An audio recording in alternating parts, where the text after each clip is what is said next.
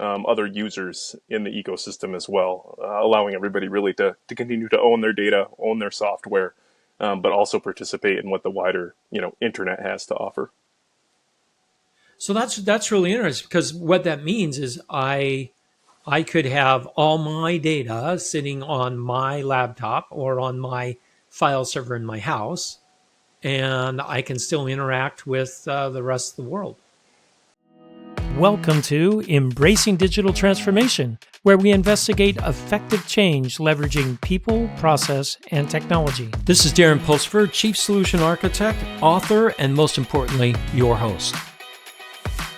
On this episode, taking back your data with Web 3.0 with special guest Derek Anderson from Bless Network. Derek, welcome to the show. Hi, thanks for having me today. Hey, this is really interesting stuff that we're going to talk about today. Kind of the bleeding edge of software development and new architectures and things like that. But before we dive deep into and geek out, because we are going to geek out for sure.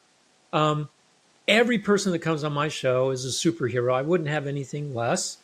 And every superhero has a background story. So, what's your background story, Derek? Yeah, for sure. So I guess my origin story, if you will, I grew up in the Midwest. Started programming early. There wasn't a lot to do. Either got into hunting or farming, and computers kind of stuck in the early '90s for me. I started programming maybe around third grade or so, doing kind of turtle graphics, vector based drawing, and really when I learned that you could tell the Oh, the good old computer. turtle graphics. Yeah, right. When I learned you could put pictures on the computer and tell it what to do, well, then I was hooked.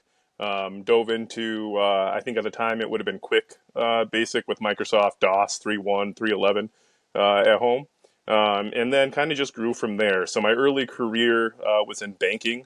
I did maybe 7 years, I think, in traditional finance, doing trust billing type of things where it was large institutional volume billing for photocopies, those type of things, making sure the bank was nickel and diming customers. So that was the job. It was, a lot of practice doing large dollar volume. So kind of gave me my bit, but it was .NET programming, Microsoft .NET. I again in Minneapolis, the Midwest region, very traditional, and I really wanted to be into open source. So I started contributing to as many GitHub repos as I could find on GitHub. And lo and behold, LG Electronics kind of took notice. One of their products was WebOS. I'm sure some are familiar with that. Defunct Palm product sold to HP and then bought by LG.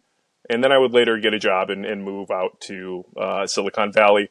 Did a stint out there with a few companies like PayPal and Walmart Labs, really working at large volume. I've always been interested in the blockchain and the crypto space along this journey as well. Around 2020, I got the ability to join full time into Web3. I saw Cosmos, which was an app chain thesis, meaning every app has its own chain, as a scalability factor rather than limiting apps to a single chain.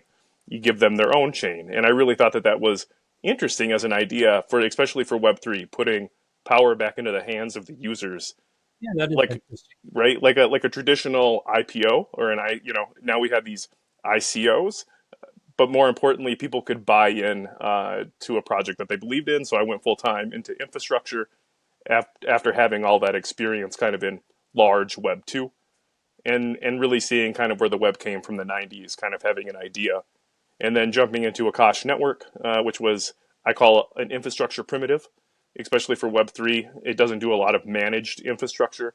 And really, that's kind of where I saw Bless Network kind of evolving out of it about 3 years ago, is a network that intelligently distributes what we would think is a DApp, rather than putting them on GCP or Google's cloud or AWS, Amazon's cloud. Those kind of seemed to be what was the pinnacle of the industry. We would decentralize and distribute the ledger and the database layer, but we wouldn't distribute or decentralize the middleware or the front end. And really, that's what I wanted to accomplish. So that's a major shift. That's a major shift away from the CSPs, which I bet that's pretty disruptive to them, right? Because CSPs are all about getting workloads onto their infrastructure, right? So what you're talking about is really kind of thumbing your nose at them a little bit. I Not a you know little bit, I a like to lot. Let's be a honest here. lot. Yeah, and I think it's disruptive enough that they have taken notice, and we really have seen a shift for what would be those large providers to really start competing in this industry as well. Cloudflare obviously is not technically thought of as a cloud provider, but they have started early with their edge network, though it's still institutionally owned. They are all moving into Web3 services. And so I think the natural progression and shift would be, even if they're doing managed Web3 services, taking advantage of what would be at the edge. And if we're really candid about it, Amazon and Apple, I don't see jumping into this right away, but Amazon definitely has the ability to have consumer reach with edge devices as well, especially as computing continues to get exponentially better than it was, and not even around. We obviously haven't seen clock rates like double and triple like we've seen in the past, but the math and the science behind what those processors are doing are getting better for that single cycle clock rate. Whether we're packing more transistors on there with 2 nanometer, 1 nanometer, soon sub nanometer process technology, or just better math. Mathematicians really getting involved with trying to figure out better ways to do things on the hardware. And right now we're really having like this GPU renaissance, but I think there's so much science still left on the CPUs that we haven't harnessed that yet, and really to see those providers kind of grasping at that Oh, as well. yeah, there's, and no, I agree with you there. There's tons. Now I also see heterogeneous compute devices coming out, right? Where Absolutely. I've Yep. got a specialized ASIC that does object detection, or that does natural language processing, or the list goes on and on.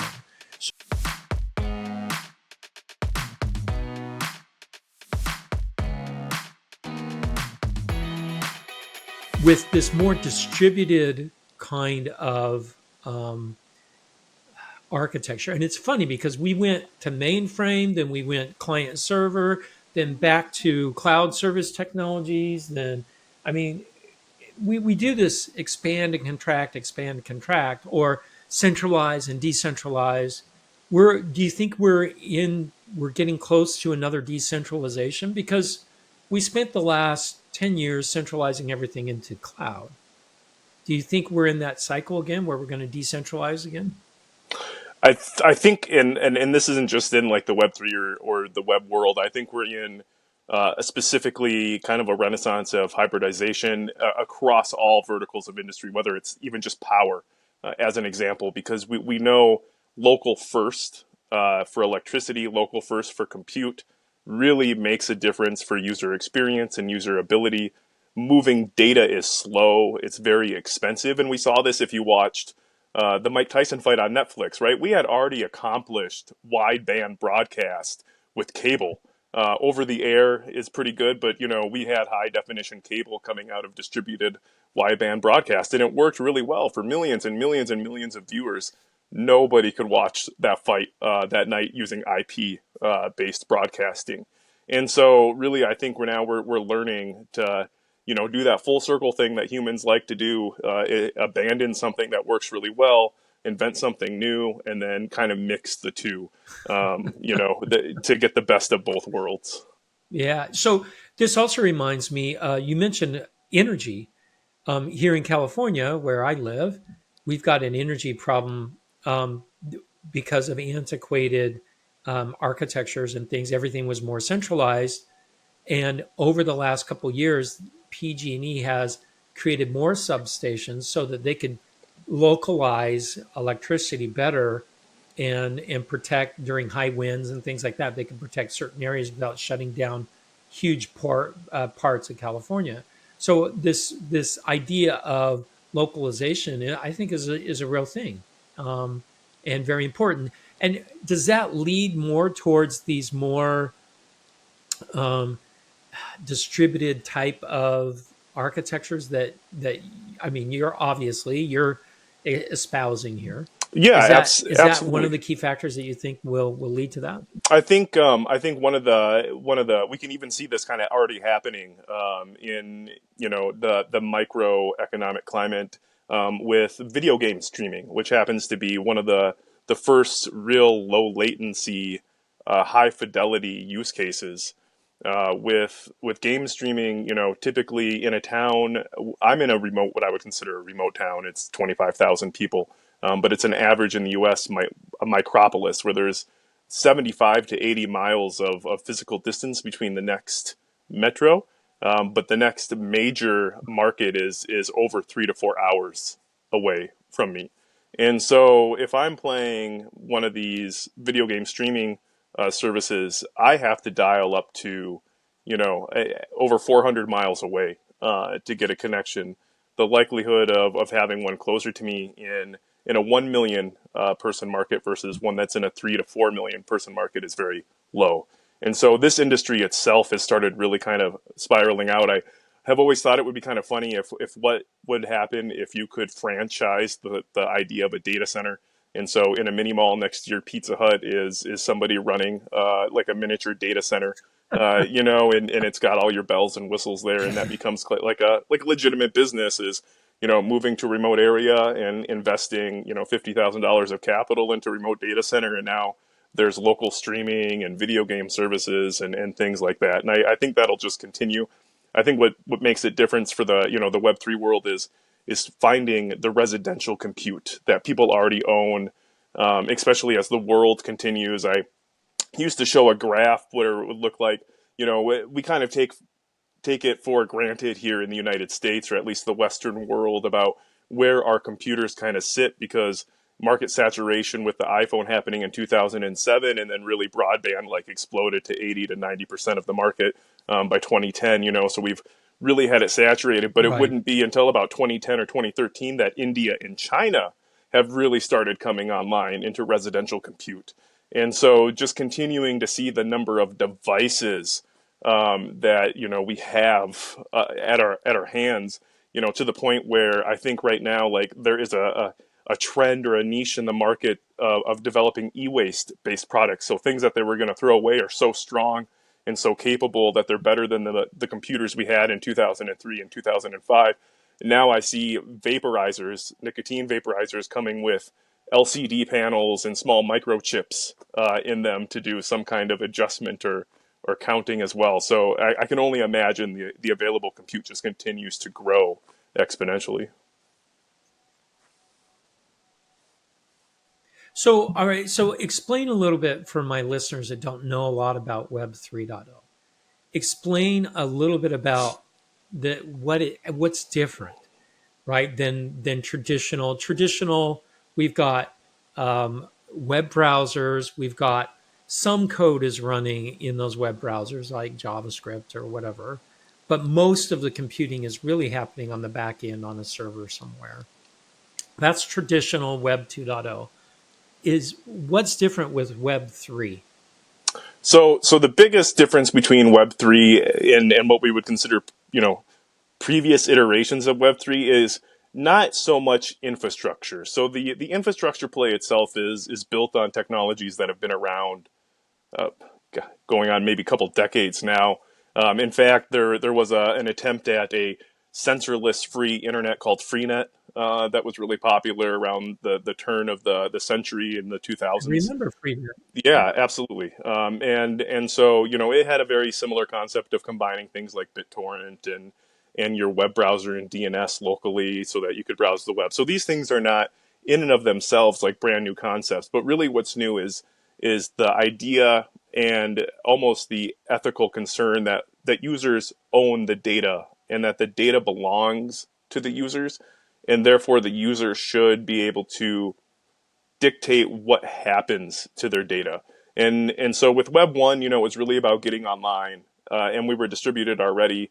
Web 2 was really about this explosion of ideas into a free market, where users were the product. So we've been using Gmail, we've been using Google Sheets, other cloud-based products, and while On the consumer end, we think about those as the product. Really, to the company developing them, it's the user that is the product, the amount of data they get. And anytime you use, any kind of system where you get points or you're scanning your card at the grocery store, it's your data that is so important to the company that they can monetize on it. They can hold it as in a walled garden. Just capturing it themselves saves them billions of Oh yeah. dollars, right?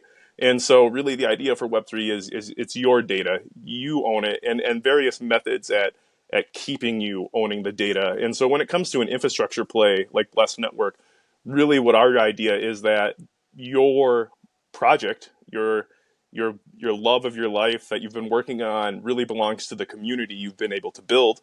And to continue to keep services online, you either have to fund them with some kind of cash capital for the company that's developing and owning it, or look for some kind of way to get the community to fund it. So what better way to fund kind of a project and the infrastructure underneath of it than with incentivizing people to use the software that powers itself. And so we see it kind of Web3 meaning a lot of different things, but really it's ownership.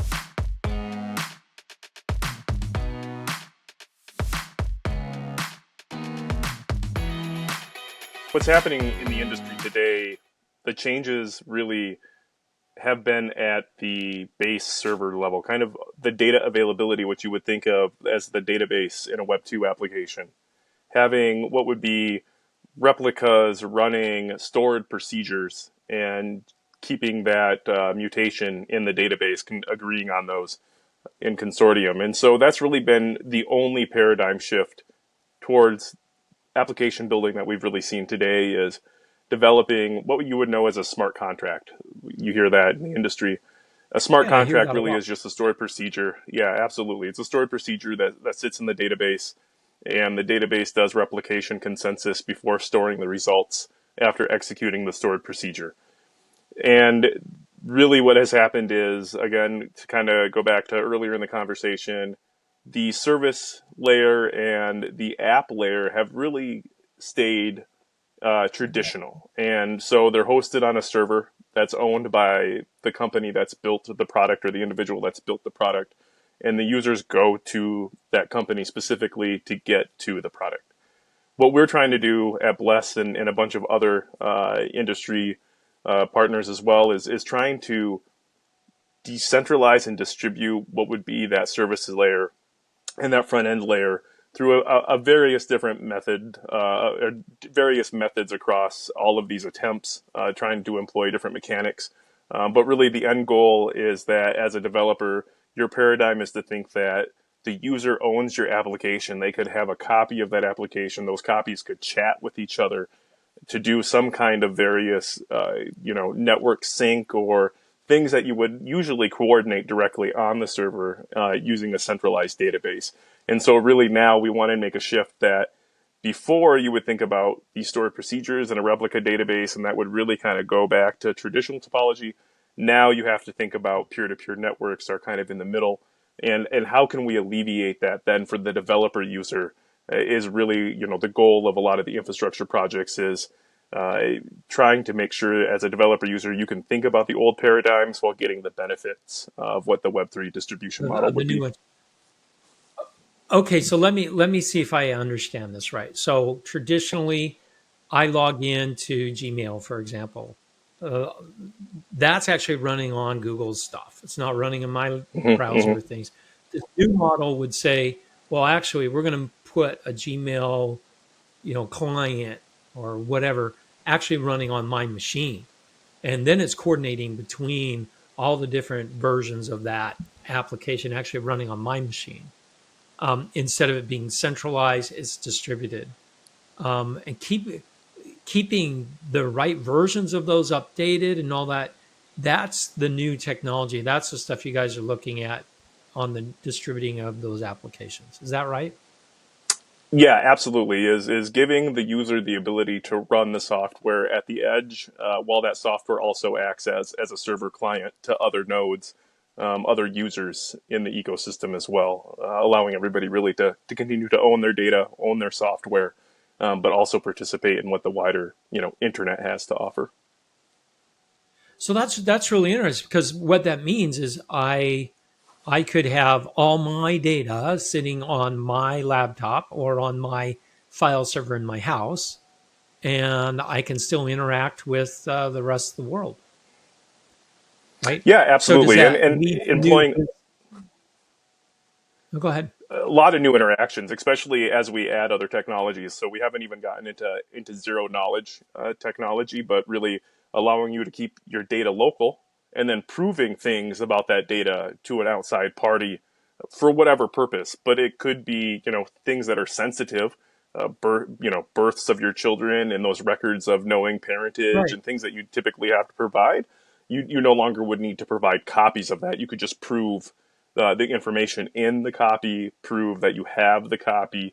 And this could go to several different types of things. Even if you're booking an appointment online, you no longer need to actually share the booking time with the clinic. They just need to know that they have an appointment and that the user has been verified. And then when you get there, you can prove that it was you who had the appointment and finish Ooh, going through. So, you know, that's really really interesting because all yeah, of a sudden my API is mine. I own it, right? I yes. can say who do I want to see it and who do I not want to see it. And they don't even have to see it, which is the beautiful thing. They could Yeah, just yeah, ask you questions and then have that data proved without actually needing to look at the rest of it. I've always thought it's a little weird, when you get pulled over, you give the officer, this little card that has all your information on it, and it works great for those legal purposes. But if you go to the bar, you have to give the guy who's letting you in the door the exact same piece of information that has your address, your birth date. Back in the old days, I'm old enough still to know that we used to use social security numbers on driver's licenses. So, yeah. we used to just hand over all of that information willingly, and it'll be nice now that Well, only or how about this, Derek? I hand over a check. On the check is yes, my home yes, address, my bank account yep. information, my social security number, and my driver's license number.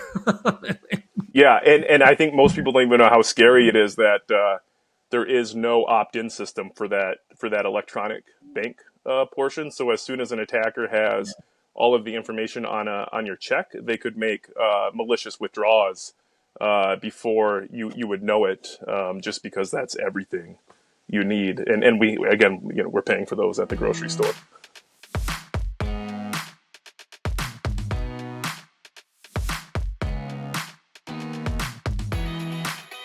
This new paradigm's a big shift.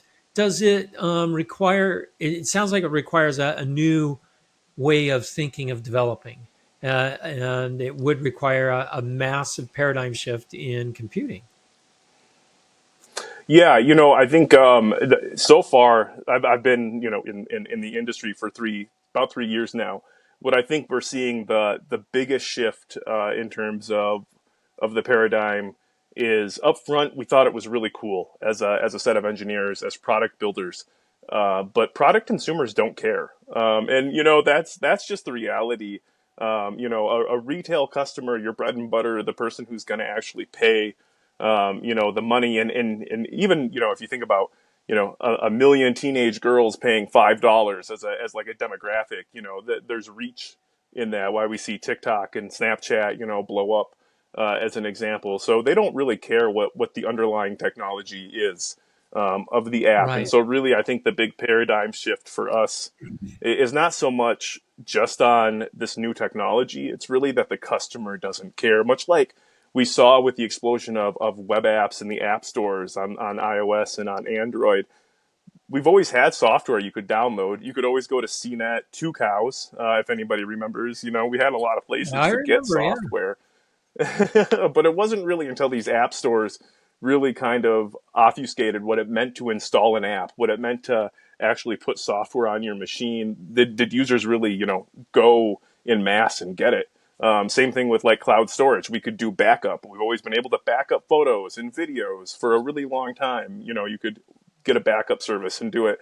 And now we have it built in where the phone not only does the backup, but it also removes the files from the device. And now it becomes seamless where you no longer are managing the device, but there is cloud backup. And I think we'll see the same shift for Web3, being that paradigm where the services that we're building, the apps we're building, the products we're building are seamlessly now owned by the user.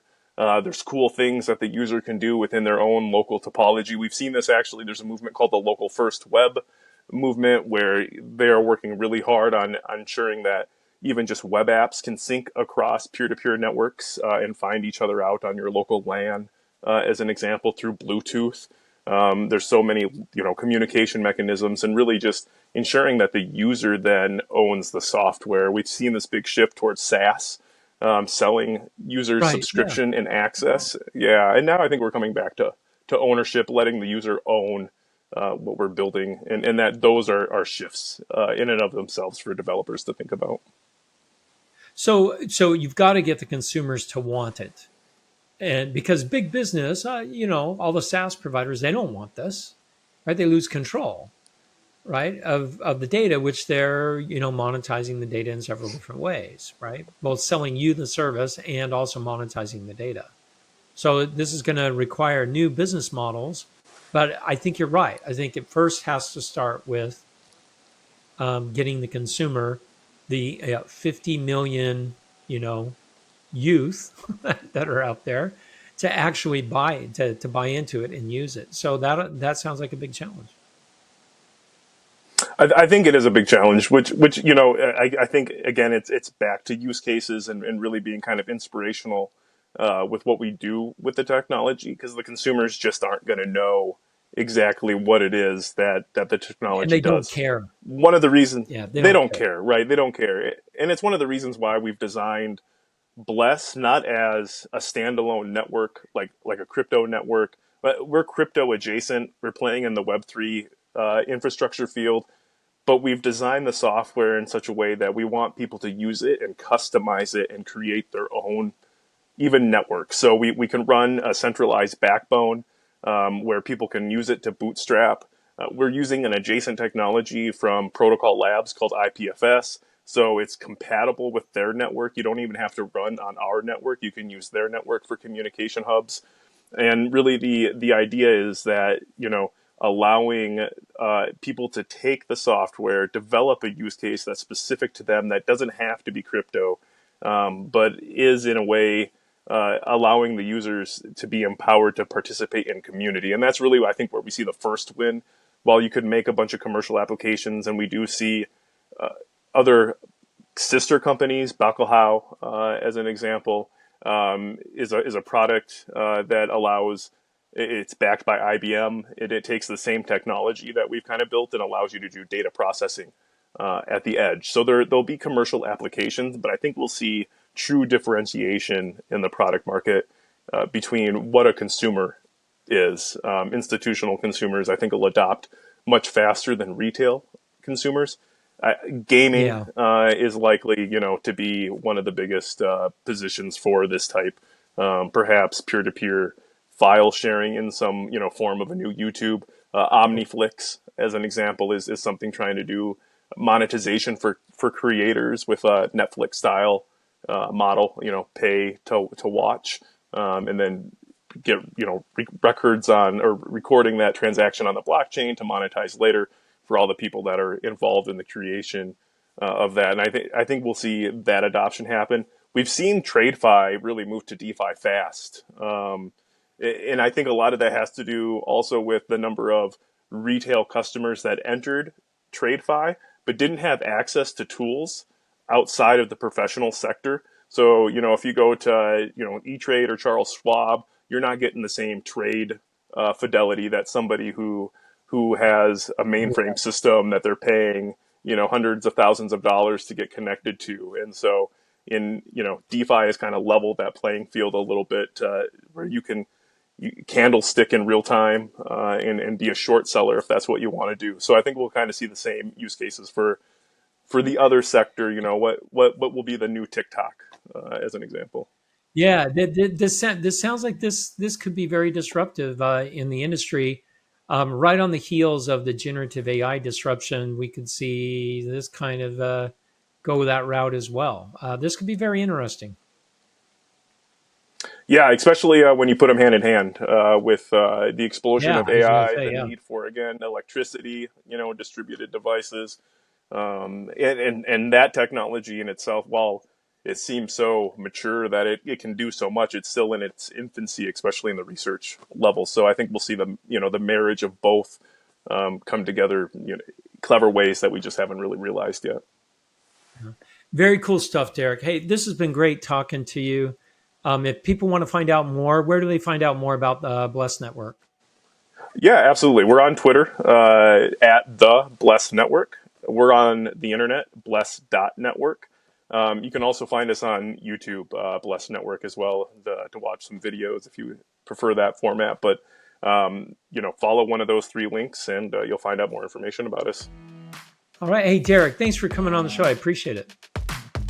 Yeah, thanks for your time today, Dr. D. It's been a lot of fun.